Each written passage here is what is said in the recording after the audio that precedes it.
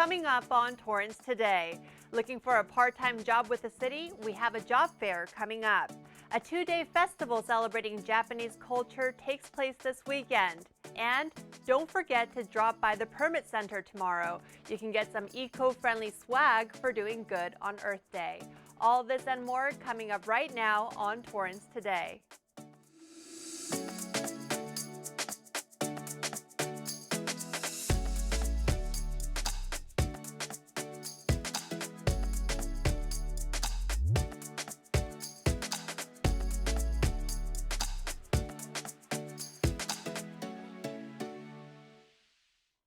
Welcome to Torrance Today. I'm Christine Lee. It's 4 p.m. on Wednesday, April 20th. I hope you're wrapping up a great day. Thank you so much for joining us. Here is our first story.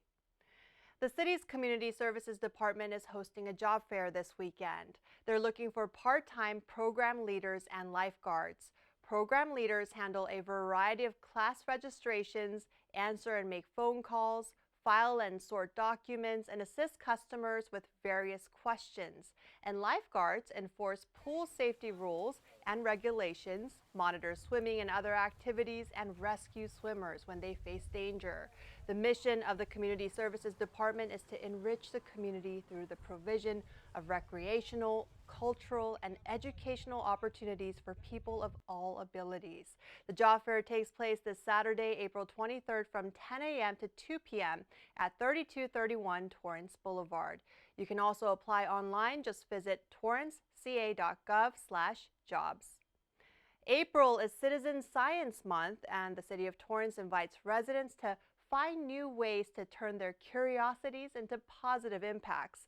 Citizen Science is a global movement that enables people from all walks of life to participate in real scientific research by making and sharing observations with scientists. Last year, 250 events took place during Citizen Science Month, resulting in more than 350,000 data contributions to various projects. This Saturday, Torrance community members can meet outside of the Henderson Library to learn about citizen science opportunities and take part in a current project.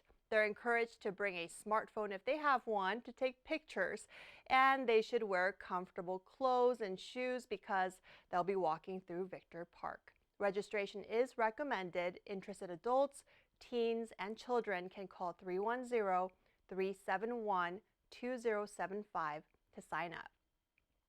The Torrance community has 2 days this weekend to fully embrace Japanese culture. The 47th annual Bunka-Sai Japanese Cultural Festival, presented by the Torrance Sister City Association, takes place at the Ken Miller Recreation Center. Attendees can shop at a craft fair with more than a dozen vendors and enjoy a wide array of cultural performances, including different styles of dance, music, and martial arts. They can also watch a tea ceremony and try different types of Japanese food and beverages. The event takes place from 11 a.m. to 5 p.m. on Saturday and Sunday, April 23rd through the 24th at 3341 Torrance Boulevard. Admission is free to the public, and proceeds from this event will benefit the Student Cultural Exchange Program. For more information, you can visit torrancesistercity.org. An interactive puppet show featuring the Marionettes of the Bob Baker Theater is coming to town. It's the oldest children's theater company in LA, and families can enjoy the free entertainment at the Katie Geisert Civic Center Library this Saturday at 10:30 a.m. The program will be held indoors with social distancing measures in place. Bob Baker Marionette Theater's mission is to educate, celebrate, and inspire imagination through puppetry and the allied arts. The theater has entertained more than 1 million kids since 1963.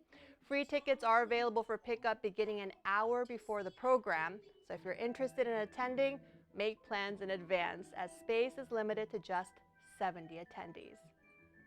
In observance of Earth Day, the City of Torrance has special opportunities for residents to help keep the community clean. Tomorrow, they can drop by the permit center and exchange 5 plastic grocery bags for a thermal grocery tote.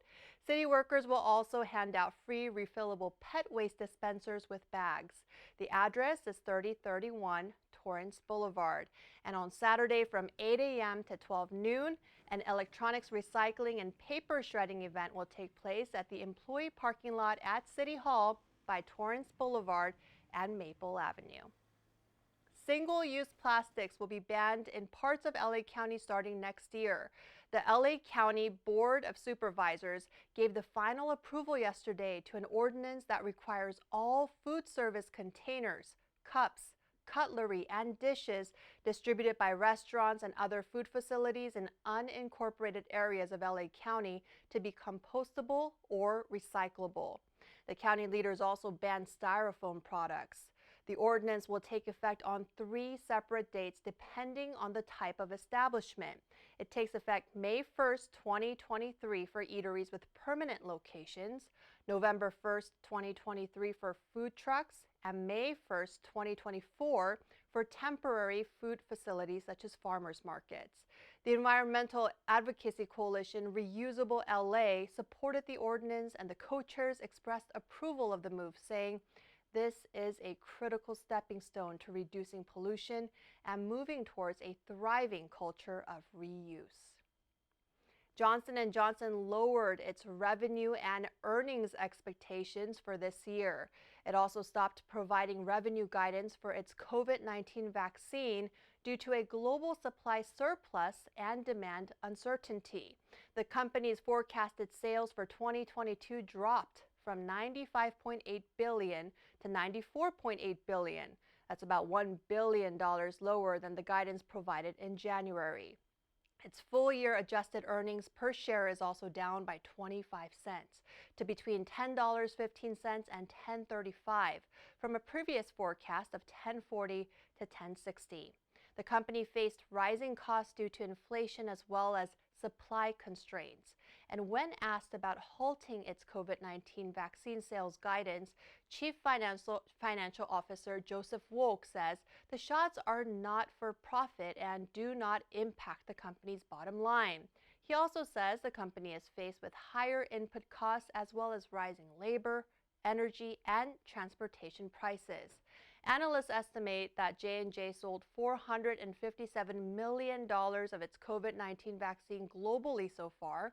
The company reported $12.87 billion in pharmaceutical sales, an increase of 6.3% over the same quarter last year.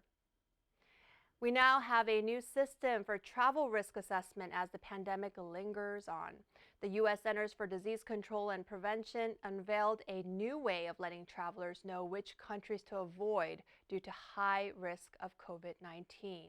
Right now, many European nations are considered at high risk for the virus, along with other major destinations around the world. The new system places destinations into the following categories. Level 3 means high risk for COVID-19 with more than 100 cases per 100,000 residents in the past 28 days. 120 destinations were at level 3 as of Monday afternoon. The CDC reports roughly 235 total places. European countries in this category right now include France, Germany, Greece, Ireland, Italy, Portugal, Spain, and the United Kingdom. Other popular destinations include Brazil, Canada, Egypt, Mexico, South Korea, and Thailand. Then there's level 2 for moderate risk for COVID-19, level 1 for low risk for COVID-19, and an unknown level for when there isn't enough data to assess the risk. The big change comes at level 4. This was considered to be the very high risk level, but it will no longer be routinely used for that purpose. Instead, level 4 is now being reserved for special circumstances only. Those circumstances include extremely high case counts, emergence of a new variant of concern, or healthcare infrastructure collapse. There are no destinations in this newly designated level 4 at this time. Well, it's taken 8 years, but Metro finally reached a major milestone this week in downtown LA. Track work is complete for its subway tunnel, which cost $1.8 billion. The regional connector transit project stretches 1.9 miles below downtown LA, connecting the Blue, Expo, and Gold lines. The project is now more than 90% complete and expects to serve passengers starting this fall. It includes 3 new stops in downtown, one in Little Tokyo, another at 2nd Street and Broadway, and a 3rd stop by Bunker Hill at 2nd Place and Hope Street. By enabling through routing between Little Tokyo and the financial district, the regional connector should save commuters up to 20 minutes per trip by reducing the need for transfers. The completed project is expected to serve up to 88,000 daily passengers, with 17,000 of them being new riders. For more information on this project and other services offered by Metro, go to metro.net. The U.S. Department of Education announced plans this week to cancel student debt for tens of thousands of borrowers. The department says they're addressing historical failures in the administration of the federal student loans programs.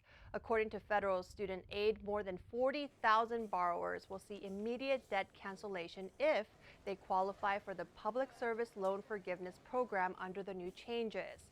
Borrowers who are employed as public servants are eligible for forgiveness under the program after they have made 10 years of qualifying payments. Beyond that, more than 3.6 million borrowers will receive at least 3 years of additional credit towards income-driven repayment forgiveness.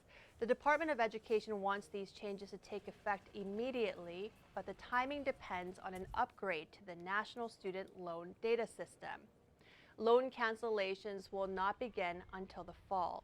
President Biden has also made an effort to help student borrowers.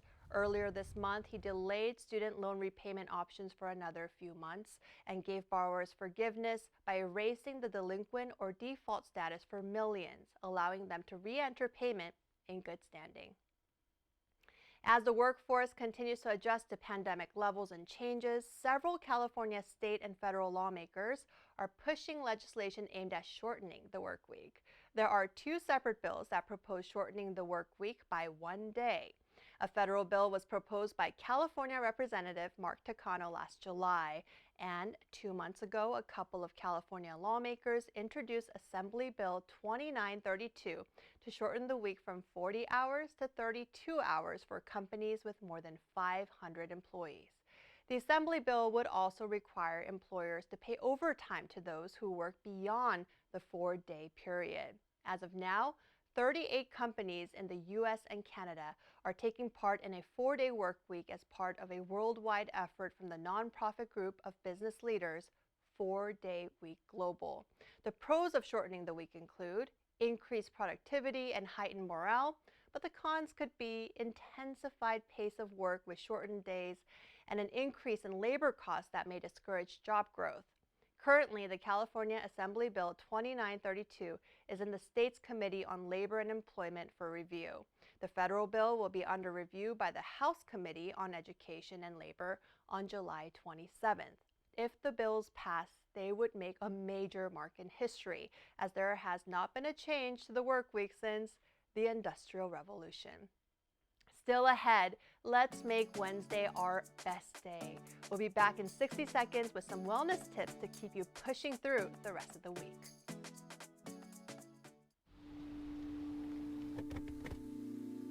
And is this with the doctor or is this with the nurse practitioner? Fantastic. Dad, lunch. Got some soup for you. You are loved. Oh, you.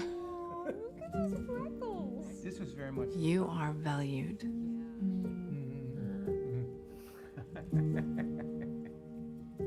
You are strong. You are resilient.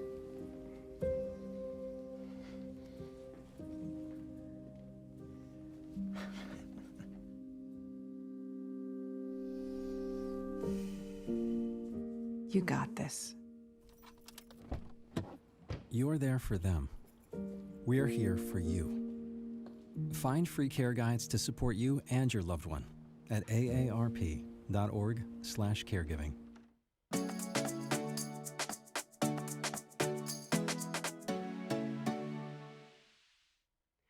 At the end of every episode of Torrance Today, we want to leave you with a positive story from our community that fits the theme for the day.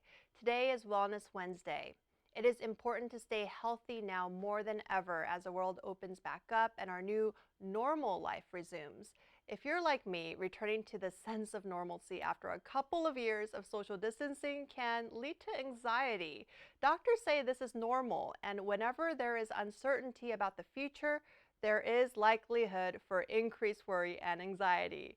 They also share some simple tips that could help us to deal with our emotions and help us to put our best foot forward. First, make sure you're getting enough sleep. Sleep is essential to the health of your immune system and can improve your mood. Stay hydrated by drinking enough water. Hydration ensures optimal functioning of the body and is known to normalize blood pressure. Reduce screen time. Well, that may be kind of hard to do, but setting aside time without screens can improve stress levels and help you to sleep better. And exercise regularly. Exercise has not only physical benefits, but mental benefits as well. Just 10 minutes of exercise can improve memory and brain function. Do you have a wellness tip that helps you to stay grounded and in control during these uncertain times? Let us know by emailing us at torranceToday@torranceca.gov. We'd love to hear from you. Well, that's our show for today. Thank you for joining us, and we'll see you back here tomorrow with more news from and for our Torrance community. Have a great day.